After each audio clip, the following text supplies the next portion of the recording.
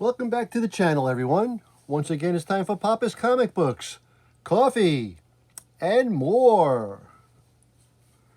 Okay, before we begin, you know the drill. Don't forget about that QR code right there. It'll take you to my YouTube channel, my eBay page, and my Instagram page. All right, without further ado, let's see who decided to join us today. All righty. Here's a different one. Walt Disney's Uncle Scrooge. This is number 285. This book was $1.50 back in 1994. It's by Disney Comics, distributed by Marvel. There's a story in here called The Life and Times of Scrooge McDuck, and also Hidden Valley. Now, don't forget about that QR code. Also, this book and others are available on my eBay page, Papa's-Comic-Books. Please don't forget to hit that subscribe button down below, and please don't forget to give me a like down below, and please don't forget to leave me a comment down below. Let me know what's going on, how you like it, if you want me to continue with these books. Okay, let's get to it and see what we have. Walt Disney's Uncle Scrooge. Scrooge McDuck is the world's richest duck. He loves his money, all 5 multi-plagillion, 9 impossibillion, 7 fantastica trillion dollars and 16 cents of it. He loves it so much because he worked so hard to earn it. He loves it so much because he worked just as hard to keep it. He knows exactly where he got each coin he so carefully hoards. Together they tell the story of his life. Beginning with his number 1 dime, the first coin he ever earned, which he has placed lovingly in a velvet pillow. But how did he earn that dime? How did he get to be so rich? What is the story of his life? None of your gold darn business. The Life and Times of Scrooge McDuck, the last of the Clan McDuck. Dismal Downs, lad. As desolate and piece of real estate as you'll find anywhere in Scotland. It was here that the mighty Clan McDuck chose to build its ancestral home, but that castle has been abandoned since the 13th century. Now, Golden Eagle's nest in its lofty turrets, looking out o'er the lost realm of Arkgrass and Bracken, and ptarmigan and grouse hide here in the heather of the clan cemetery. 'Tis sad sight, lad, but it's time ye learned something of you ancestors. After all, 'tis the eve of your 10th birthday. Are you listening, Scroogies? Aye, Papa. Why have ye never brought me here before, Papa?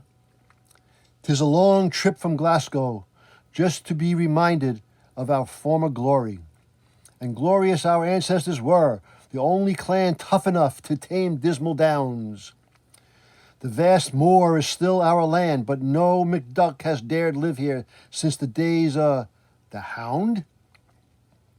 Aye, lad, the Hound, a monstrous devil dog that drove our ancestors from their home in 1675. So long ago, and now we can't afford to move back. Nay, after moving to Glasgow, we McDuck started over to the shipping trade. And Captain Seafoam McDuck made a new fortune sailing his Golden Goose on the trade route to the West Indies. But in 1753, one Swindle McSue tricked Seafoam with a contract to deliver some horseradish to Jamaica, then scuttled the goose. When the ship sank, Seafoam forfeited that fortune to McSue and escaped with only a heirloom watch in his pocket, the gold teeth in his mouth. What about the legend of McDuck treasure? Aye, that would restore us, but our fear is lost forever. Sir Quackley McDuck was given a chest of gold in return for defending King Macbeth during the Civil War of 1057. But Quackley got carried away. With protection, it accidentally sealed himself into a wall with his treasure. Whoops. For centuries, the clan searched high and low for Sir Quackley's gold, but they never even found Sir Quackley. Nay, boy, we're a poor clan now. My father was a lowly miner, and my factory pay barely supports your mother and 2 sisters, and, hey, you!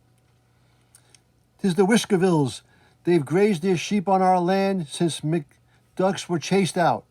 Can you read your old coot? No trespassing. Hey, Fergus McDuck and a canine trespass on my own land. McDuck, you'd better clear off before the hound gets you sent.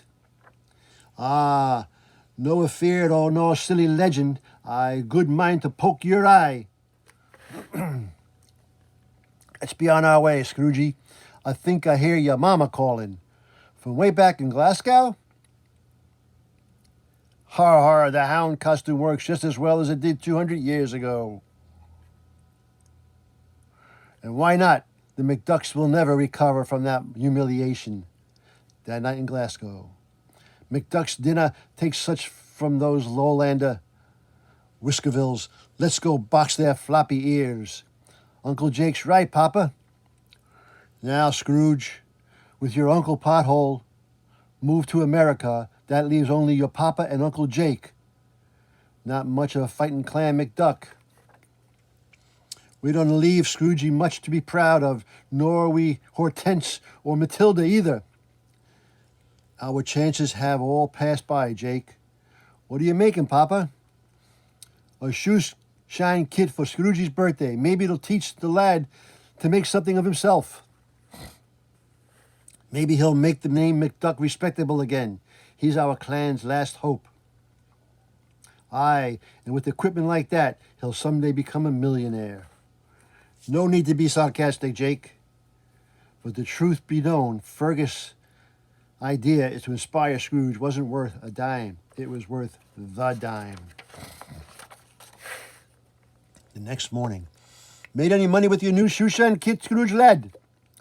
Not yet, Papa. I'm trying, but I'm afraid I'm just not a businessman type. Well, keep at it, lad. I'll be feeling that body with some powerful dirty boots. Will be along any minute. Papa, why don't you tell Scroogey that Bert the ditch digger will be by with that strange coin he found? Shh, quiet, Matilda. If Scrooge knows he sent Bert to his first customer, he'll spoil my plan. I want him to earn his first pay on a tough job. So he'll learn a lesson about hard work, and when Bert pays him with that useless American dime, he'll learn to be so trusting. His first coin will be inspire him to greatness. It might inspire him to bean Bert with that dime. You know how Scroogey is. Shush, lassie, here comes Bert now. Shine, mister? Clump. Oh, I'll bet the dried musk is from the morass of Mordred where a whole Norman army once bogged down and had to crawl home barefoot. A half hour later. I'm finished. 5 pence, please. But when the exhausted boy comes to, my pay, the first coin I ever earned for my own labor. Wait, this is an American coin, a dime. That Sharpie tricked me. This should be a lesson. Life is filled with tough jobs, therefore all be Sharpies to cheat me. Well, I'll be tougher than the toughest and sharper than the Sharpies, and I'll make my money square. I have the feeling this is the start of something big. Shine, mister? From that day on, young Scrooge worked with a fervor and perseverance not seen in a McDuck since the glory days of the clan. He always gave some of his earnings to his proud father to help pay expenses, though he always insisted on a receipt for tax purposes. Hoots, man. I may have over-inspired the lad. In a few years, Scrooge had saved enough to buy a horse and cart and started gathering firewood to sell to the wealthy city dwellers. Firewood cheap, but soon discovered that the selling peat blocks to the rich were even more profitable. Peat, the elite peat. Young Scrooge often traveled as far as Ranush Moor to cut peat. Were the peat bogs richer there, or was there another reason for the journeys? Papa warned me to stay away from here, but I cannot resist seeing the Castle McDuck again. As long as I'm here, I might as well tidy up the clan cemetery before I start home. I wonder if I'll ever be able to afford to fix the castle, if I'll ever be able to restore it to its former glory. There's no grass to mow, but I might have to combine slime and dust the rocks a bit. Who's that? Whiskervilles. I tell you, it's a good bet that the McDuck treasure is buried here. You lads dig over there while I pry up this slab. They're desecrating the clan cemetery looking for Sir Quackley's gold. What'll I do? What can one McDuck do against all those Whiskervilles? I'd better just leave. Look, a Highlander. Get that scamp. He's stealing the peat from the marsh. They've cut me off. I should have listened to Papa and kept clear of old Dismal Downs. Psst, lad, this way, fast. He ducked into the castle. Forget him. No going into that ghastly place. You'll be safe here, laddie. Those blackguards dare not come here. Thanks. If they'd caught me, they'd thrash me proper, especially since you're a McDuck. Can you tell by looking at ye? Still, I've never been inside the castle. Then, high time you had a grand tour into the main hall with ye.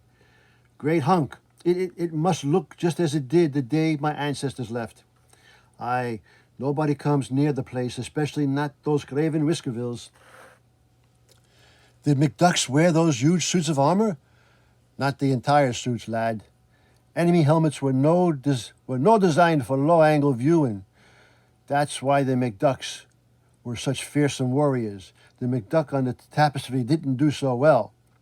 That's Sir Ida McDuck, who was felled during a Saxon siege in 946. His serfs deserted because only paid 30 copper pieces per hour for the lot of them. And this is Sir Swamphole McDuck. He sailed the castle dungeons in 1220 when it became too expensive to operate a proper dungeon. This was once a noble house, lad. McDuck sailed forth in fear of no man born or woman, except maybe the tax collector. Do you live here, mister?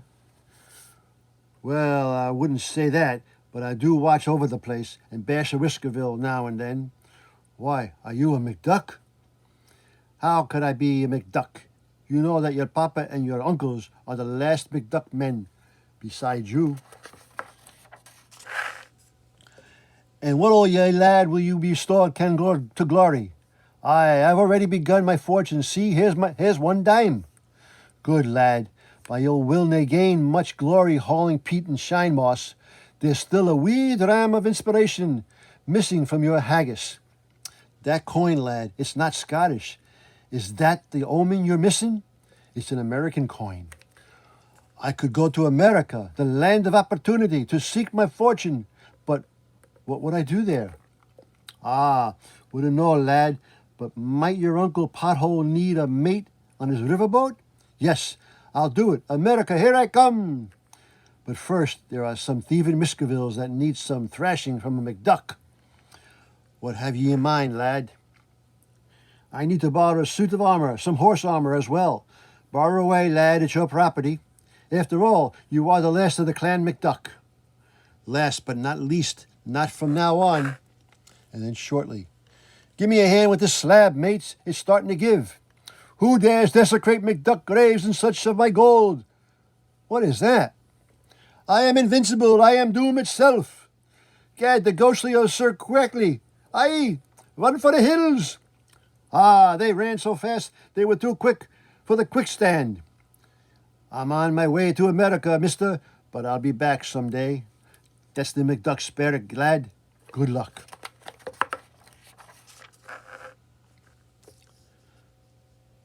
What I think? and think there's a new hope. The name of McDuck will shine again. Will Scrooge do us proud? He will, nay, do no worse. You pig, you ate yourself to death in the king's pantry.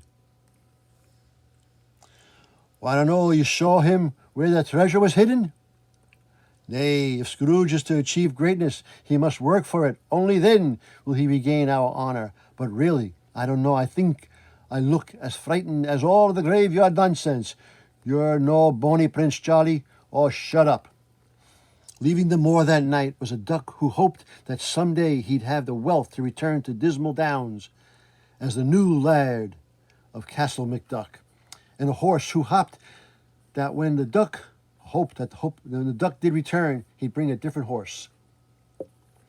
From then on, Scrooge based his shoeshine trade at the Glasgow stockyards, where shoe shines were always in demand. Opportunity soon knocked, and he pounced on a job offering work as a cabin boy on a cattle ship headed for New Orleans.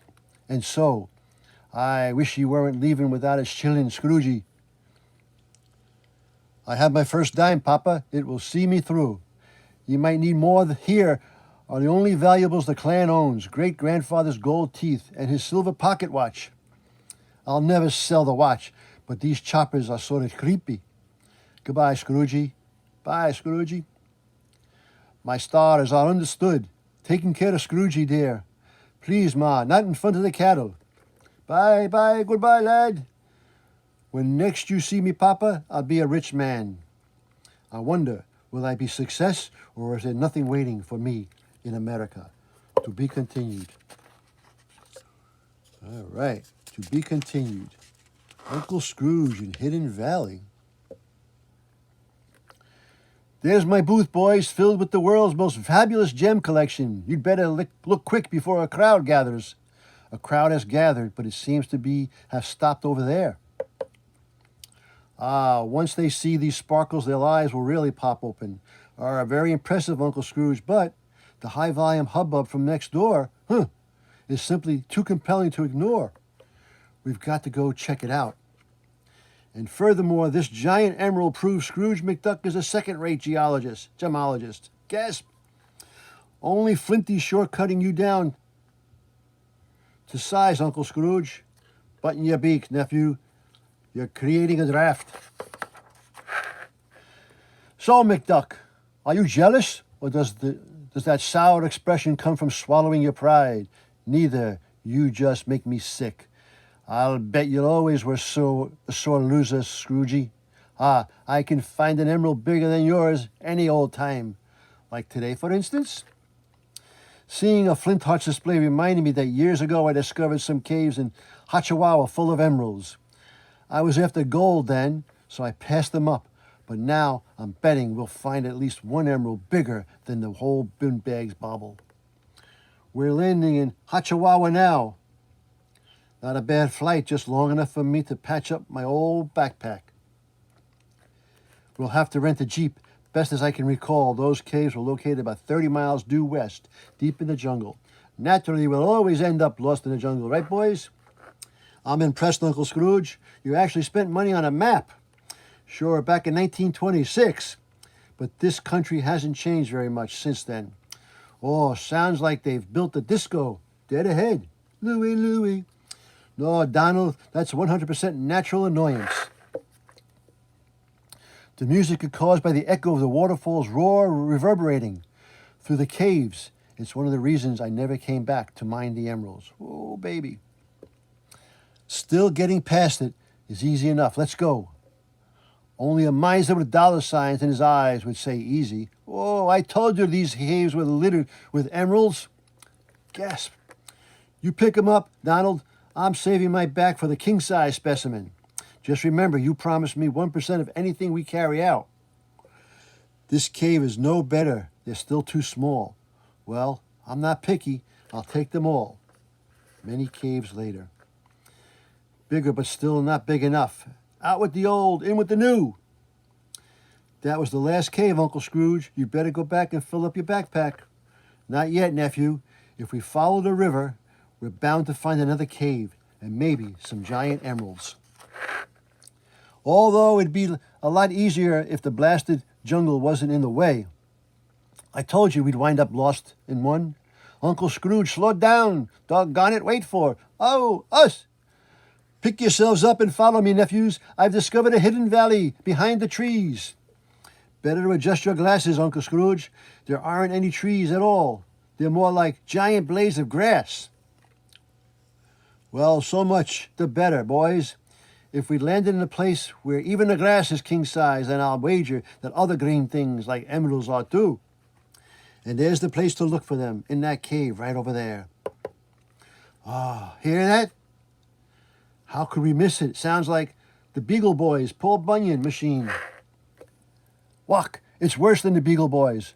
You're not kidding. A giant beetle. It's probably much more intelligent. Oops, can't run this way. He's got an evil twin. Wow, talk about head-on collisions. Don't stop running yet. There's bound to be another one in the neighborhood. Oh, why so? Those are two male beetles fighting over a female, and I'm betting their girlfriend is twice as nasty. Pant, I thought you said the cave was right over there. Sure, but in this giant valley right over there is relative. Relatively short time later, no wonder it seems so close. This cave is huge. Slow down, Uncle Scrooge. It could have a tenant in it to match. Phooey, what's an overgrown insect or two compared to those beauties? I don't know, but that lizard is about 50 feet long. Get back, Uncle Scrooge. It looks angry. Yeah, and those rocks you're tossing aren't improving its disposition any. I think it needs a nice long nap. Bunk. Attaboy, Donald. You've put it to sleep long enough for me to grab an emerald even bigger than Glomgold's. But good going, Uncle Scrooge. Your noisy gloating woke him up. How embarrassing. Phew, we finally lost him. Don't celebrate just yet. Do you see what I see? Yep, giant mosquitoes. We've gone from worse to really awful. Oh, if only I'd back years ago when I could run a lot faster. If only you'd come back alone. Oof.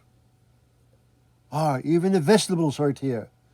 Good idea, Uncle Scrooge. Uncle Donald, you've just discovered the perfect giant mosquito repellent. Man, look at them go. They won't stop till they get to Walla Walla. We'd better go too. Luckily, Uncle Donald also discovered the perfect vehicle for our retreat. One boat coming up. Don't just stand there gasping, help us, gasp. Timber, grunt. Yep, voila, an all-natural 5-duck canoe. Smart thinking, boys. So what are we waiting for? There's a fortune in these backpacks. Yeah, and even 1% is worth shaking a leg for. Ready to cast off, Captain? Cast away, men. Say, didn't you boys forget to make a paddle for this thing? You don't need one, Uncle Scrooge. We figured that the current will carry us safely back to where we left the Jeep.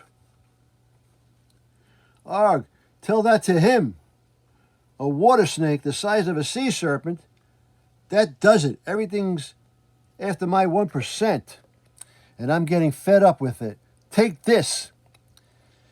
If you think that hurt, just try it again. I dare you. Whoops. And he falls in. Donald, you clawed the emeralds. Quick, boys, turn around. I've got to dive in after them. We can't, Uncle Donald. No paddle, remember? Let me go. Let me go. My 1% is down there. Look on the bright side, nephew. I still got an emerald big enough to choke Flintheart's big beak. Well, here comes the dark, sighed Uncle. Scrooge, no telling what kind of beast lives in there. Gulp. Roar. Boom, boom. Phew! That was just the sound of the falls. Hallelujah, I managed to hang on to the backpack and the giant emerald. We're alive! Speak for yourself, Uncle Donald. Come on, you sissies, time's a-wasting. Oh, I can't wait to get home and cut the Flintheart's ego into quarter-carat chunks. We just got a tip that you found the world's largest emerald, Mr. McDuck. I'll say, compared to this, baby Flintheart's emerald is no bigger than a pea. Bragging easy, McDuck. Put up or shut up. Hold your horses, Glumgold. I want to savor the moment. I want to see that beaten expression on your face again and never get tired of it. Walk. Well, what happened? Playing marbles again, McDuck? And at your age? Donald, the patch. This is your backpack. That means you dumped mine in the river. But remember to look on the bright side, Uncle Scrooge. This means we'll both get something out of this deal. And you'll get something all right. 100% of the wax from my cane. Stand still, you coward. Help! Watch where you go. Oof, Fanny. What? I don't get what happened to Flintheart's giant emerald. He never had one. Turns out the bell jar covered it was just a magnifying glass. But it sure gave him a swelled head for a while. Just like now. Bink. All right. The making of the life and times of Scrooge McDuck. Well, that was Uncle Scrooge. Walt Disney's Uncle Scrooge, number 285 from back in 1994. Hope you enjoyed that little reading. Now, don't forget, this book and others are available on my eBay page, Papa's-Comic-Books. Hit that QR code, take you to all my social media pages. Leave me a like down below. Leave me a sub down below. Leave me a comment. Tell me what you thought about it, okay? And as Papa, Scrooge McDuck, Uncle Donald, and everybody always say, that was easy. Until next time, Papa is out.